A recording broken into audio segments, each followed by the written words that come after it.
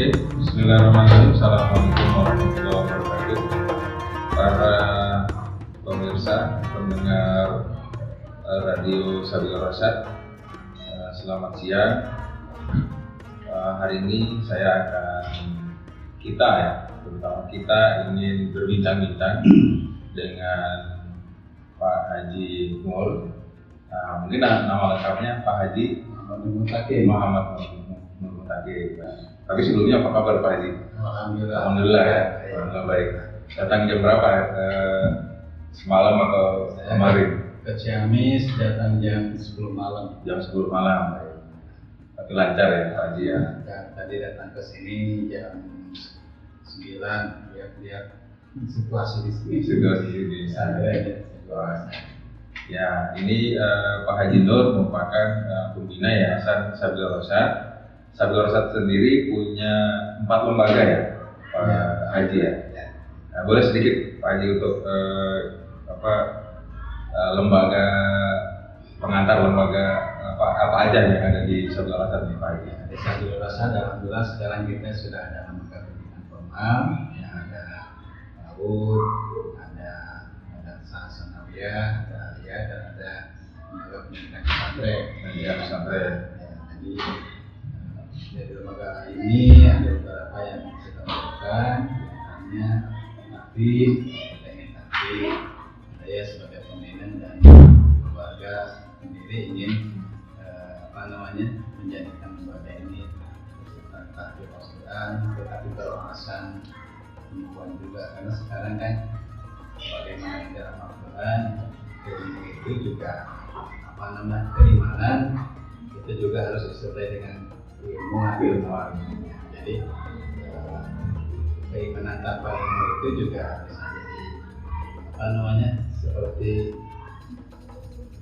kosong lah gitu. Jadi banyak sekarang orang banyak sekali agama, orang menjadi beragama karena keimanannya tidak ilmuwan.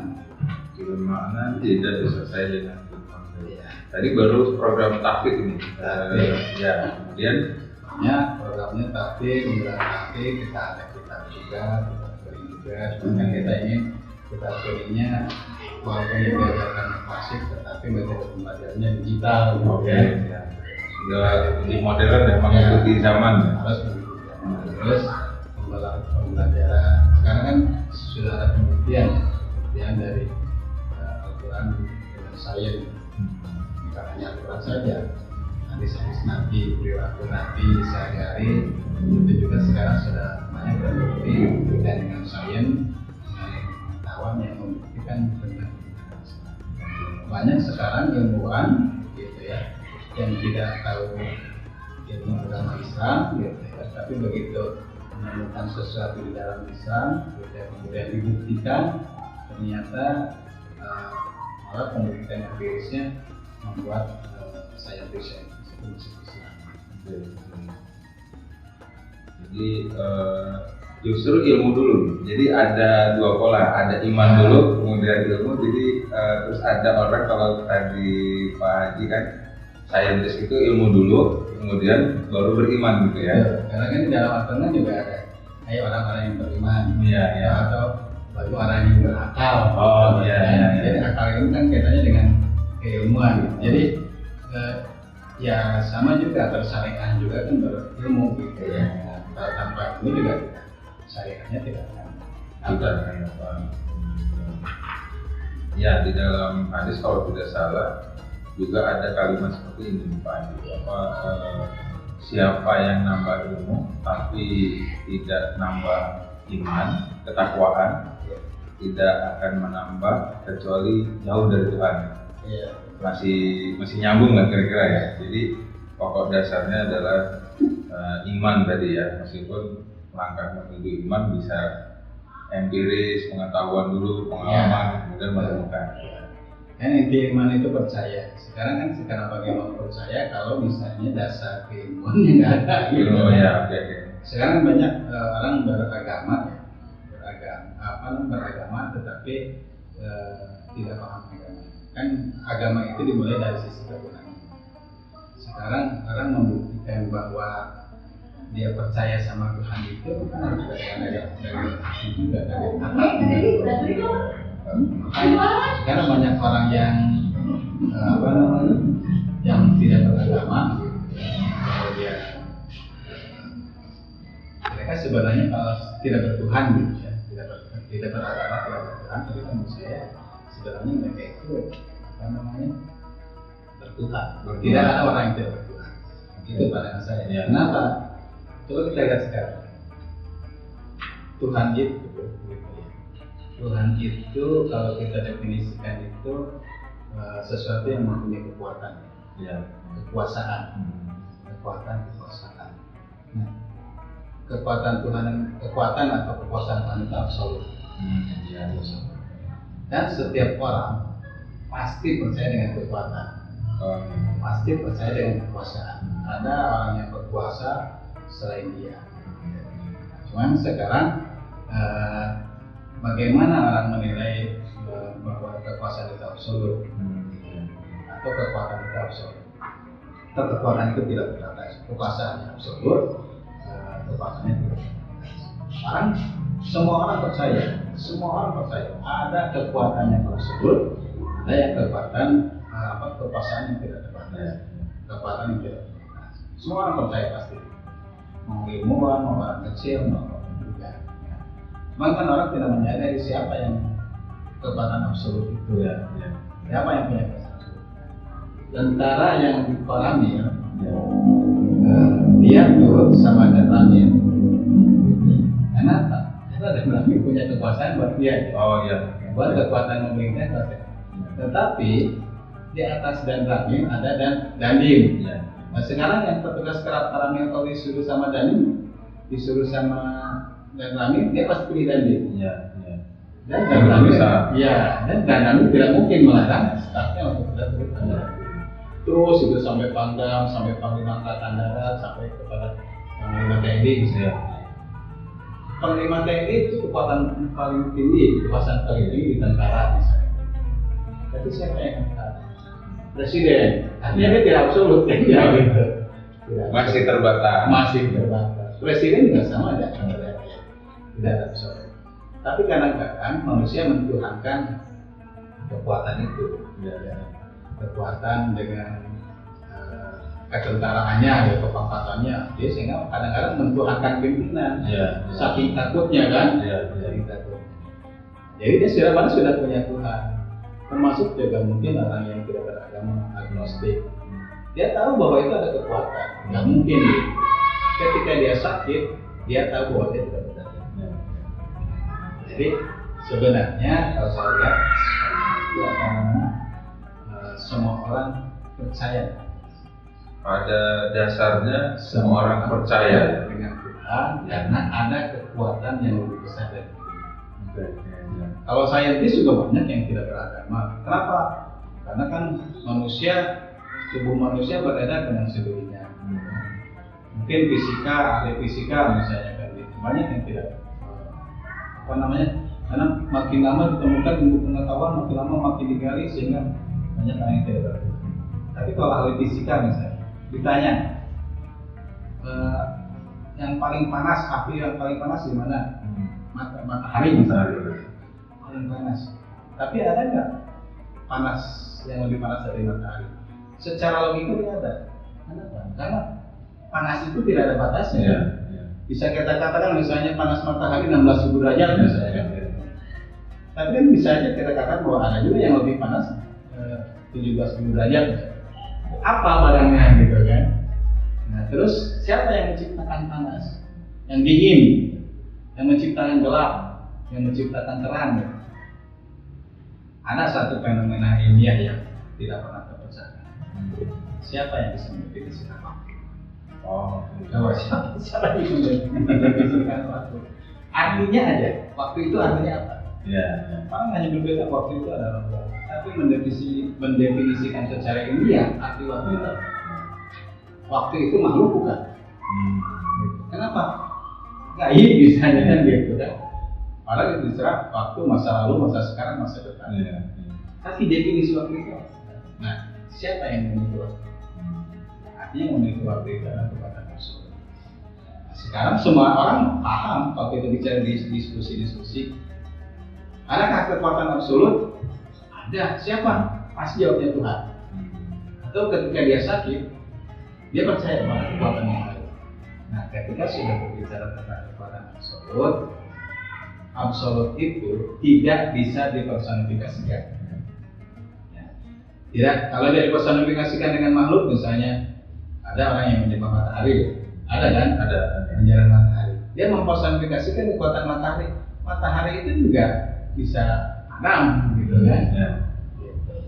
Kalau kita tidak bisa melihat matahari sepanjang waktu, misalnya karena ada gerakan, seperti cerita Nabi Ibrahim. Nabi Ibrahim itu sama misalnya mencari Tuhan juga, kan? Ya.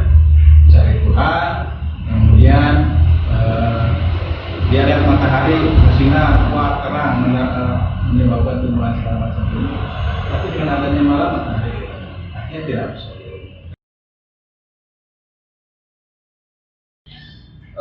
Pak Haji ini dulu background pendidikannya apa ya Pak? Nah, ini mungkin. Jadi maksud saya gini, setahu saya ya, meskipun saya tidak kenal begitu detail gitu kan, sempat beberapa kali bertemu dengan Pak Haji Nur, beliau mengaku tidak mengenyam pendidikan agama formal ya, tetapi di perbincangan sharing kita kali ini, pemahaman beliau ini sangat dalam sekali tentang agama, tentang ketahanan. Meskipun hidayah itu tidak selalu seiring dengan pendidikan formal agama gitu kan. Ya kita tahu lah itu. Nah, artinya sedikit ingin tahu nih dulu background terus kemudian sampai berpikir, karena jarang sekali orang, apalagi zaman sekarang COVID ini, orang berpikir untuk besok makan. Jadi jangan berpikir Tuhan itu terlalu jauh gitu, kelihatannya gitu. Meskipun tidak mungkin semua orang seperti itu, termasuk Pak Haji kan. Kita ngobrol, alhamdulillah ini berbicara tentang Tuhanan dan sebagainya. Nah, ini kembali ke pertanyaan tadi Pak Haji. Ya, justru latar belakang saya lah yang membuat seperti ini. Jadi saya pendidikan saya di pendidikan umum SD, SMP, SMA pendidikan. Sarjana saya sarjana teknik. Saya belajar teknik bahasa ilmu ekonomi. Saya sudah berbicara. Jadi misalnya termasuk tidak di dalam hal belajar agama. Ya. Saya tidak pemahaman saya tentang syariah gitu ya, aturan-aturan hukum di dalam Islam mungkin sangat kecil sekali dengan pikiran yang lain. Karena kan Islam saya agama. Nah, tetapi yang saya tahu bahwa agama itu didasari oleh ketuhanan. Ya. Dan ketuhanan itu absolut. Saya memang dilahirkan dari keluarga Islam. Alhamdulillah orang tua saya mendidik agama dengan baik Islam. Tapi bukan berarti saya tidak mempelajari agama yang lain. Ya. Saya harus tahu, gitu. Karena kan ada fenomena orang yang saya kenal misalnya pindah dari Islam ke non-Islam, ada yang dari non-Islam masuk ke Islam. Kemudian kalau saya tanya dengan teman-teman aspek keagamaan, gitu, sepertinya ada missing link. Ada yang terputus. Mereka menjalankan kegiatan agama, kegiatan itu kadang-kadang tidak memahami juga so ketuhanan yang Maha Esa absolut segala macam, tapi di dalam pola pikirnya tidak menyatakan seperti itu. Dan masuk juga saya ada beberapa wawancara, saya agnostik, saya tidak beragama. Saya terus terang beragama ini berdasarkan landasan logis ya. Jadi kalau tidak logis di dalam ajaran Islam pun banyak yang bukan ajaran yang salah ya. Orang yang pemahamannya salah. Mohon maaf misalnya saya baca di dalam salah satu sholawat, ada banyak ya sholawat. Saya baca artinya, gitu ya. Ini kok artinya begini ya. Rasanya menurut saya nggak benar. Tapi saya tidak menyalahkan sholawat itu, karena saya tidak ngerti bahasa Arab ya. Apakah yang menulis artinya yang salah? Memang sholawatnya yang salah. Saya tidak. Kenapa? Kan misalnya di dalam sholawat itu meminta sesuatu kepada Rasulullah. Ya. Artinya posisi logika ini tetap berfungsi. Ini sebetulnya harusnya kan tauhid yang paling utama. Tapi ketika ada satu yang meragukan, logika berfungsi di situ. Iya, jadi ini tidak sesuai dengan pemahaman saya bahwa ketuhanan itu absolut. Absolut. Jadi kalau ada agama yang saya mempelajari juga beberapa, memang yang mengajarkan ketuhanan yang absolut itu hanya Islam. Menurut pandangan saya. Kenapa? Karena absolut itu dia tidak bisa dipersonifikasikan. Tidak bisa dipersonifikasikan kepada makhluk lah, misalnya kepada orang suci, atau kepada badan, kan banyak ada orang yang matahari, ada orang yang membunuh api, manusia, ada juga menyembah tokoh sucinya, tidak bermateri lah ya, tidak material lah. Jadi ini orang tokoh suci, tidak ada cacat, tidak ada ini benar menjadi Tuhan. Ada katanya keputusan Tuhan, tapi sekarang dijadikan Tuhan, gitu kan? Saya tidak menyebut Tuhan.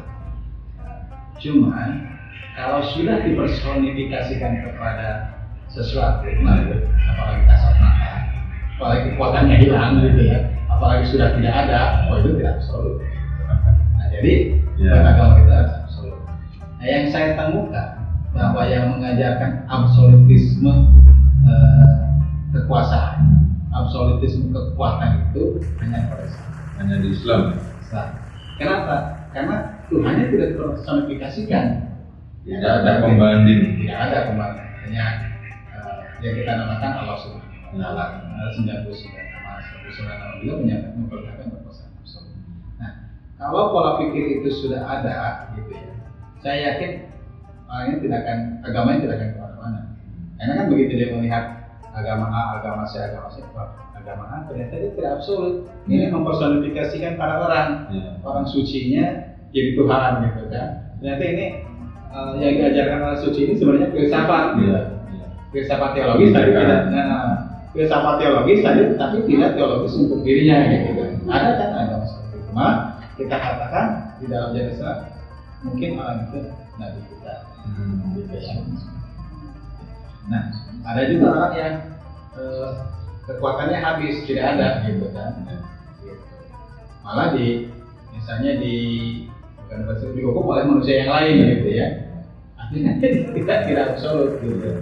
Nah, kalau sudah dipersonifikasikan kepada benda, dipersonifikasikan kepada orang sucinya, itu tidak absolut.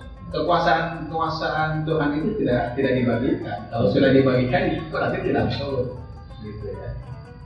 Nah, saya lihat kekuasaan yang tidak membagikan kepada siapapun itu hanya Islam. Ya, jadi kan pikir di Islam itu saya sangat ahad ya. Nah, saya sangat senang sekali kalau sudah baca. Saya cinta sekali dengan Al-Quran surat Al-Ikhlas. Qul ahad, katakan oleh Tuhan Allahu samad. Kalau dapat meminta ya. Lam yalid wa lam yulad, tidak beranak dan tidak diperanakan. Lam yakul kufuwan ahad. Dan hanya tidak pernah ada tidak ada sandingannya, gitu kan. Tidak ada kekuasaannya absolut. Belum lagi kita baca surat An-Nas misalnya, di situ sudah disebutkan bagaimana kekuasaan. Nah, ajaran mana yang mengajarkan dalam Islam yang kekuasaan absolut? Kalau mau saintis, mau orang biasa memahami bahwa konsep ketuhanan itu kekuasaan absolut tidak terbandingkan, saya yakin seluruh dunia. Pak Haji, kalau saya simak dari tadi itu ada sebetulnya ini kan satu perjalanan, artinya semua orang katakan seperti di dalam surat itu ada dikatakan semua orang itu dilahirkan dalam keadaan fitrah. Kalau saya baca ya sedikit pembacaan di dalam tafsir itu ternyata sudah diinstal pengetahuan dia tentang agama. Jadi mungkin bisa match cocok tadi pembicaraannya bahwa setiap orang sebetulnya mengerti akan Tuhan atau punya potensi spiritualisme yang melekat sejak lahir. Tetapi kan manusia itu kemudian punya kebutuhan, punya tantangan, kelemahan-kelemahan. Di satu sisi juga manusia juga kan dikatakan dalam Al-Quran itu lemah, goyah, bahkan manusia itu lupa, lupa dengan Tuhannya dan sebagainya. Nah, yang sebab melupakan ini bisa ekonomi, bisa apa? Atau bisa kemudian sesuatu itu yang bersifat Tuhan tadi, kekuasaan dan kekuatan tadi. Seperti kita lihat uang misalnya, itu kan bisa membeli kekuasaan atau mendapatkan kekuatan.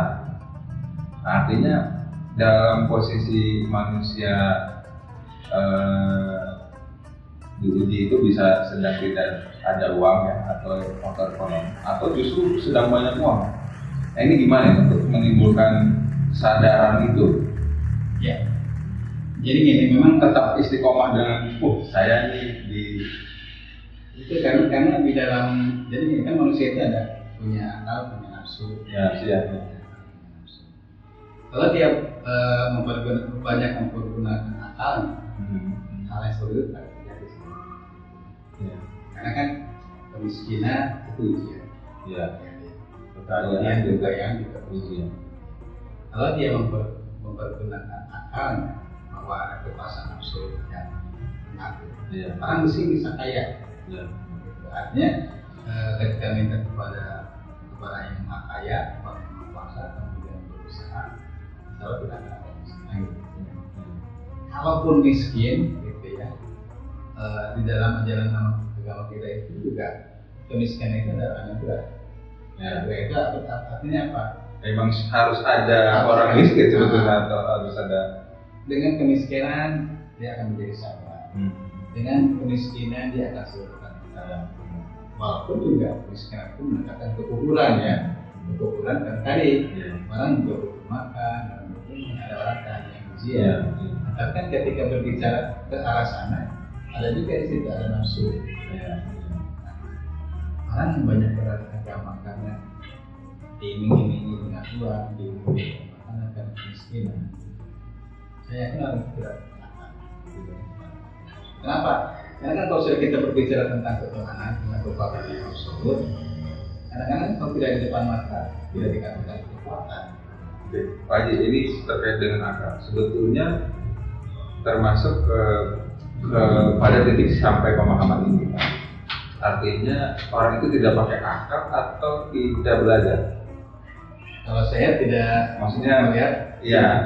Yang paling penting dulu ini adalah orang mempergunakan akalnya. Jadi kalau sudah logikanya masuk, dia harus mencari. Iya. Jadi kan sekarang dulu gini, ketika saya berpikir, kalau kita menyembah sesuatu itu, mungkin kalau orang tua saya ada almarhum, sampai ngomong sama, kalau dia nanya, maksudnya kalau saya nanya gitu ya, dia harus masuk akal. Kalau nggak masuk akal, nggak bakal diterima. Jadi kalau ngajar agama, gitu ya, kalau ngajar agama ke saya, nggak bisa tanpa akal. Gitu. Sebetulnya di Islam itu kan ada dalil akli, dalil nakli ya. Jadi kalau memang itu satu lagi ada fenomena di dalam Islam itu sesuatu yang kalau kita tanyakan ke para ahli agama, nggak bisa pakai rasio, tidak bisa ini, tidak semua di agama itu dirasionalisasikan. Gitu. Terkait dengan ilmu pengetahuan, itu apakah manusia belum sampai yang sebenarnya itu sebenarnya rasional, tapi ilmu pengetahuan belum terbuka, atau memang absolut tidak rasional menurut Pak Haji? Agama itu rasional. Rasional tidak rasional. Artinya seperti ini. Kan ada pernyataan, itu nggak bisa dirasionalkan. Iya. Nah sekarang kan hanya itu bukan tidak bisa dirasionalkan, sudut pandang rasionalnya yang salah. Ya. Misalnya begini, cara pandangnya. Ya, misalnya begini. Allah itu jangan dipikirin bentuknya, jangan dipikirin kekuasaannya, misalnya duduk di aras, duduk seperti kursi. Allah itu jangan dipikir bentuknya, kekuasaannya seperti apa gitu. Itu jangan dirasionalkan. Betul itu. gitu. Tapi sudut pandangnya yang tidak betul. Sudut pandangnya itu apa? Kalau Allah itu dipikirkan dalam bentuk wujud yang kasat mata, dipersonifikasikan, ya bukan Tuhan. Oh iya. Ya disitulah. Jadi sudut yang pandang yang salahnya itu di situ. Jangan dirasionalkan kalau bicara agama, kalau bicara Tuhan. Ya memang nggak bisa dibentuk dalam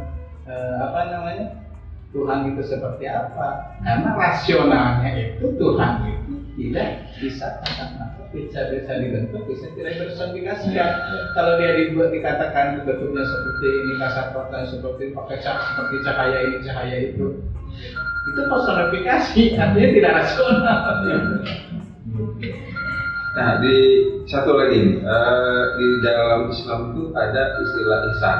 Saya jadi ingat ihsan. Ihsan itu kalau nggak salah definisinya begini: beribadahlah kamu seolah-olah kamu melihat Tuhan. Tapi ketika engkau tidak bisa melihat Tuhan, yakinlah bahwa Allah Tuhan melihat engkau. Nah, ini rasionalitas, angan-angan, atau pembentukan yang seperti apa bisa? Atau memang itu sifatnya apa sih namanya? Kedekatan iman yang dia itu merasa dekat secara rasional atau secara apa nih? Kan tadi tidak dirasionalisasikan atau gimana? Nah itu kan cara pandangnya seperti itu kan? Iya. Cara pandang itu. Berbeda engkau seolah Tuhan itu melihat engkau. Atau seolah engkau melihat Tuhan.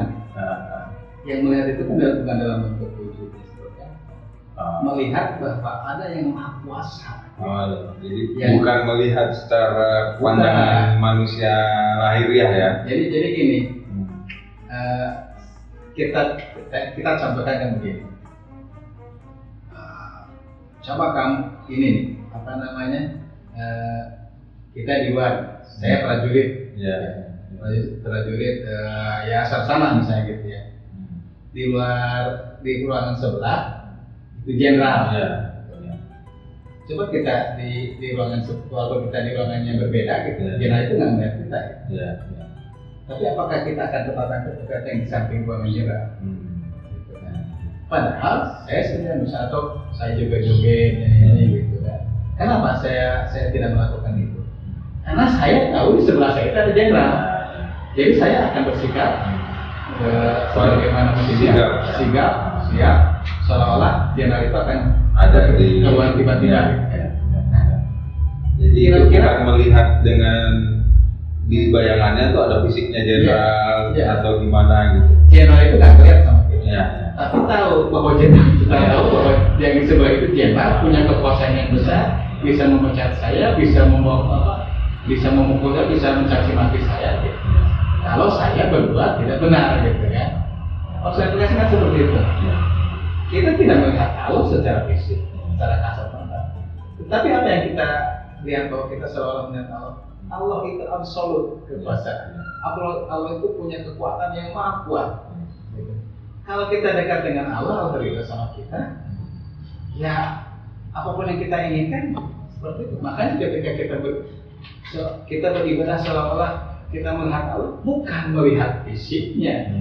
Gitu. Yang tadi saya bicara bahwa jenderal itu di sebelah kita, jenderalnya nggak kelihatan, tapi kita tahu jenderal itu punya kekuasaan terhadap kita, gitu. Sehingga di dalam ruangan sebelah jenderal itu juga kita akan akan bersikap baik, akan bersiap sigap. Kalau jenderal itu keluar kita sudah siap. Sama kita dengan Allah seperti itu. Kita tidak melihat wujud Allah karena memang tidak bisa dipersonifikasikan. Tapi dia maha kuat. Saya saat itu pun diminta mati, pasti saya mati ya.